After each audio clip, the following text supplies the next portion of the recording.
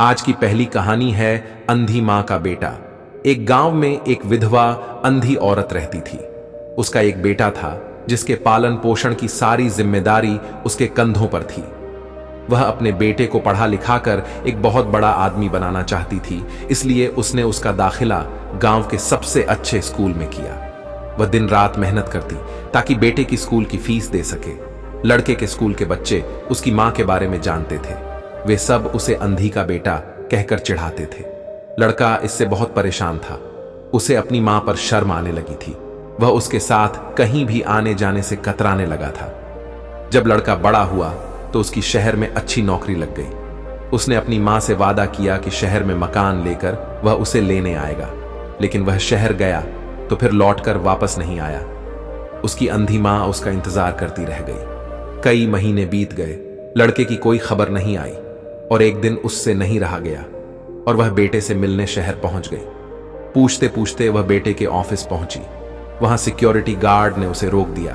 उस अंधी औरत ने गार्ड को अपने बेटे का नाम बताया और बोली कि उससे जाकर कह दो कि गांव से कोई मिलने आया है। गार्ड ने जाकर उसके बेटे को बताया। बेटे ने ऑफिस की खिड़की से देखा तो उसे अपनी मां गेट के बाहर खड़ी नजर आई।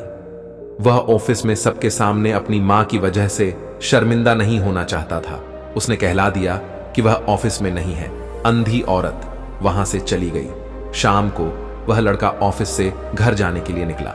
रास्ते में एक जगह काफी भीड़ जमा थी। वह अपनी गाड़ी रोककर भीड़ के पास पहुंचा और तो बीच सड़क में अपनी मां को मारा पाया। उसके हाथ में एक चिट्ठी थी जिसमें लिखा था, बेटा, बड़े दिन हो गए थे, तेरी कोई खबर नहीं मिली। चिंता हो रही थी, इसलिए तुझसे मिलने चली आई। तू तो अब बड़ा आदमी बन गया है। तुझसे मिलना अब शायद मुझ गरीब की किस्मत में नहीं है, लेकिन मैं बहुत खुश हूं तेरे लिए।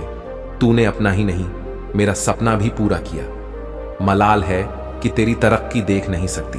काश बचपन में तेरी आंखों में सरिया न घुसा होता और मुझे तुम्हें अपनी आंखें न देनी पड़ी होती, तो तेरी तरक्की अपनी आंखों से देखकर सुकून से मरती।